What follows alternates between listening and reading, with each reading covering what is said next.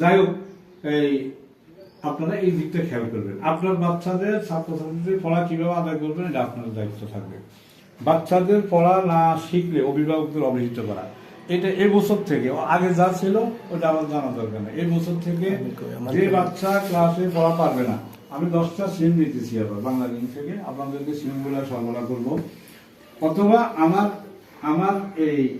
আমার সিম যতক্ষণ আছে ওই আসার আগ পর্যন্ত ওখানে একটু প্রবলেম আছে। আমার EMS কোড বলা হয়, স্কুলের নামে একটা কোড হয়, এই কোডটা আমার এখনো হয়নি।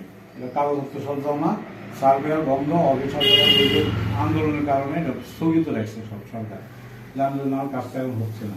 এই জন্য আমি EMS কোডটা দিতে পারি না, দেখে সিমটা পাইনি। কালকে আমার সিম দিয়ে দিতে।